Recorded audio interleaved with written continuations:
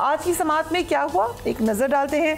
बानी पीटीआई के वकील अली जफर ने बेंच की तश्कील पर इतराज़ उठाया। चीफ जस्टिस ने कहा हम आपको बाद में सुनेंगे। सुप्रीम कोर्ट बार के वकील और सदर शहजाद शौकत ने दलाइल में कहा कि 4 सवालात पर मबनी सदारती रेफरेंस भिजवा दिया गया है। रेफरेंस में ये सवाल पूछा गया था कि क्या मुनहरिफ अरकान असेंबली का वोट शुमार होगा। सुप्रीम कोर्ट ने रेफरेंस पर राय देकर आइन में नए अल्फाज इस्तेमाल किए। चीफ जस्टिस ने पूछा कि एक तरफ राय दी गई कि मुनहरिफ रुकन डी सीट होगा और दूसरी तरफ कहा गया कि नाअहली की मुद्दत का फैसला पार्लिमान करेगी, तो ये तो तजाद है। जब आइन में लिख दिया गया कि नाअहल रुकन डी सीट होगा तो डी सीट होगा। शहजाद शौकत ने कहा कि अदालत ने करार दिया था मुनहरिफ रुकन का वोट गिना नहीं जा सकता। चीफ जस्टिस ने कहा कि अदम एतमाद में अगर वोट गिना ही ना जाए तो वज़ीर आज़म हटाया ही नहीं जा सकता। इसका मतलब है आर्टिकल 95 तो गैर फ़ाल हो गया। शहजाद शौकत ने कहा कि अगर वोट गिना ना जाए तो फिर बजट पार्लियामेंट से मंजूर होने की शर्त क्यों। चीफ जस्टिस ने कहा कि वोटिंग की मश्क हुई होती है, इसीलिए कि उसे गिना भी जाए। चीफ जस्टिस जमाल खान मंदोखेल ने कहा कि पार्लिमानी पार्टी कोई और फैसला करे, पार्टी सरबराह कोई और फैसला करे तो फिर क्या होगा। चीफ जस्टिस ने कहा कि अरकान असेंबली अगर पार्टी सरबराह या वज़ीर आज़म या वज़ीर आला को पसंद नहीं करते तो क्या होगा। बरतानिया में कंजर्वेटिव पार्टी के साथ देखें क्या हुआ। पार्टी की हुक्मरानी बरकरार रही लेकिन वज़ीर आज़म तब्दील हो गया। यह अदालती फैसला तो लगता है अदम एतमाद की तहरीक को गैर मौसर बनाने के लिए था।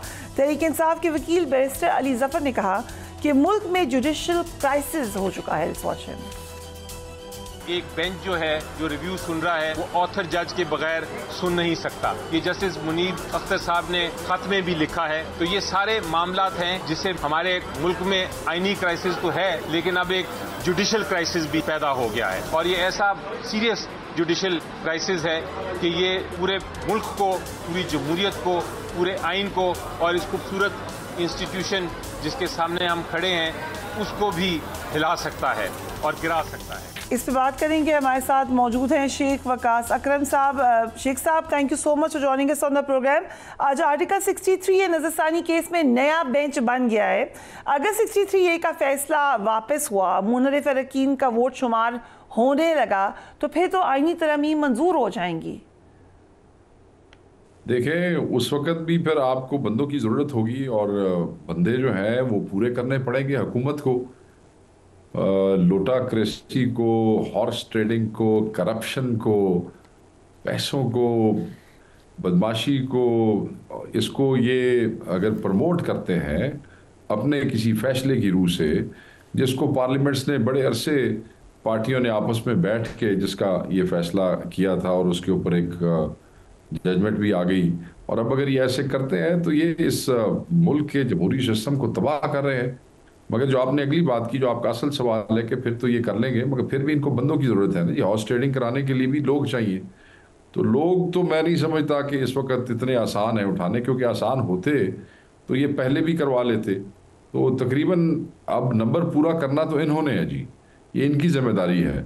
हमारे लोग तो so far are numbers are safe and in safe hands. ये तो आईनी तरमीम के लिए पार्लियामेंट में नकाब पोश लोगों को अलाउ करते हैं जो बंदे उठा लेते हैं और फिर MNAs को उठा के पंजाब हाउस में बंद करते हैं, मुख्तलिफ जगहों पे रखते हैं। तो इनसे तो ये तो इन्होंने इस मुल्क के सियासी निज़ाम को तबाह कर दिया है, बट इतना आसान नहीं होगा। ठीक है, सो आज बैरिस्टर अली जफर ने इतराज़ उठा दिया चीफ जस्टिस के हवाले से। इससे पहले भी कितने केस में आप लोग चीफ जस्टिस पर इतराज़ उठा चुके हैं। क्या आपको लगता है कि चीफ जस्टिस खिलाफ है आपके? यू नो दिस इज, अब तो ये चीज़ें, मेरे सवाल तो आपने किया, बट ये तो एक बच्चे के मुंह पे है कि चीफ जस्टिस साहब क्या कर रहे हैं। देखें ना, रिक्यूजल की एप्लीकेशंस हम कई दफ़ा दे चुके हैं। हामिद खान साहब ने अगले दिन कहा कि आप इसको न सुने।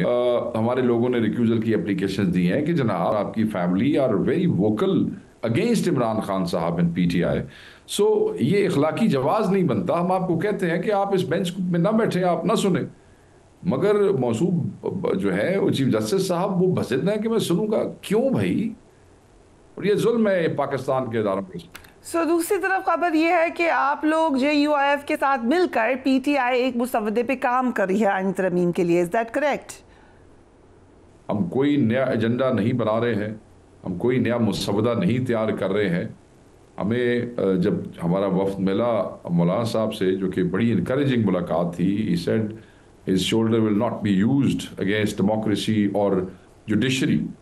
तो उसमें he was very clear कि, और जो बात हुई, जो कि बात के कामरान मुर्जा साहब और राजा साहब जो आपस में बैठ के देखेंगे, it was about options.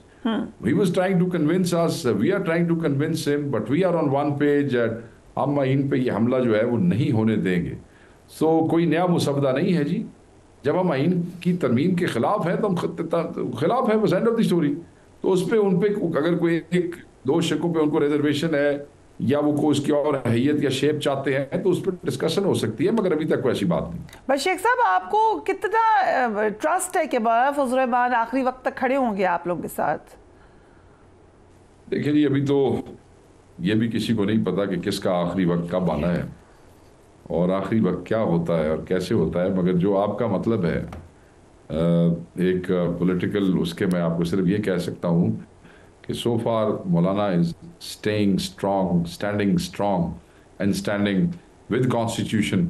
और आप देखें उनका 2 दिन का बड़ा इंकरेजिंग बयान था, very sad this assembly and this government is not legitimate to actually go along with this amendment. वो तो कहते हैं कि ये नहीं होनी चाहिए क्योंकि ये मजाज नहीं है इसके, और नया इलेक्शन मांग लिया उन्होंने.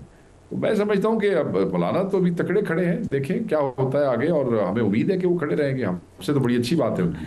क्या आपके तमाम MPs, आप MNAs इन पर्टिकुलर आपके साथ राब्ते में हैं? आपका तमाम लोगों से राब्ता हो रहा है? बिल्कुल जी. देखें, कल का इल्म जो है मेरे पास गैब का नहीं है, अल्लाह की ज़ात बड़ी है, पता नहीं उसने किसके लिए क्या लिखा है. मगर as we speak we are in contact with everybody and most of them have been safely placed. जहाँ भी है उनको हमने एहतजाजों में जाने से भी रोक दिया है पार्टी ने. उन्हें कहा है कि आप एहतजाजों में मत जाएं, आपके MPAs आपकी जगह पे लीड करेंगे, आपके धड़े, आपके चेयरमैन, आपके काउंसलर्स और आपके ज़िला काउंसलों तहसीलों के जो चेयरमैन थे वो आपकी MPAs जो हैं, खसूसन हमने यूनिट बनाया MPA का कि हर MPA लीड करेगा, और जो MNA जिनको रोका गया है कि वो एहतजाज में ना जाएं गिरफ्तारियों के, या एक्चुअली गिरफ्तारी का तो खदशा हमें अब कोई नहीं रहता, अगवाकारी जो है उससे बचाने के लिए, तो वो फिर हमने कहा कि आप अपने बंदे, अपने धड़े, अपने MPAs के हवाले करें ताकि वो वहाँ से लेके जाएं. जी शेख साहब, आपको पार्लियामेंट के अंदर से गिरफ्तार किया गया, स्पीकर साहब ने वादा किया था कि एक्शन होगा, कुछ लोगों को मुअत्तल भी किया गया, कहाँ तक पहुंचा वो मामला? नहीं, सॉरी फरिया, सॉरी, अगवा किया गया, गिरफ्तार नहीं किया गया, क्योंकि हमें अगवा करने वाले जो थे वो नकाब पोश थे. उनकी आइडेंटिटी जो है वो हम आज भी पूछ रहे हैं, और स्पीकर ने अभी तक इस पर कुछ नहीं किया. और मैं ये स्पीकर को भी बताना चाहूँगा कि हम इस पर खामोश नहीं बैठेंगे. देसी पार्लियामेंट्स, जो पूरी दुनिया की पार्लियामेंट्स हैं, उनकी तारीख में इतना बदतरीन वाक़या हुआ तो सिर्फ पाकिस्तानी पार्लियामेंट में हुआ. ये काला धब्बा भी हमने अपने माथे पे लगाया है. इवन डिक्टेटरशिप्स में भी इस तरह की गंदी गिरी हुई नीच हरकत नहीं हुई आज तक जितनी इस दौर में हुई है. और इसमें मैं ये समझता हूँ कि हुकूमत वक्त पार्टी है, और स्पीकर साहब को हम कह चुके हैं, अभी तक देखें ना कोई FIR हुई है, ना कोई CCTV फुटेज इनको निकालनी चाहिए थी उस दिन की, कोई तफ्तीशी कमेटी बनानी चाहिए थी. ये तो इन्होंने ऐसे ही वो धूड़ में घोड़े दौड़ा दिए इन्होंने, ना कोई समझ आ रही है ना कुछ हो रहा है. बट अभी इजलास होता है तो हम इस पर खप डालेंगे. We will not sit like that. ये मेरे लिए नहीं है, हमारे लिए नहीं है, हमारे साथ तो हो गया जो होना था. For days to come, for years to come, for other people to come. हमने तो सारी जिंदगी यहाँ नहीं होना, पता नहीं कौन कल कौन मरता है, कौन जीता है, कौन क्या करता है, मगर इस मुल्क के निज़ाम ने तो चलना है ना. तो ये जो गंदगी हुई है, जिसको इस हुकूमत ने, जिसको जिस हुकूमत की सरपरस्ती में हुई है, उसका जवाब किसी ना किसी को तो देना पड़ेगा. We will not keep quiet on that.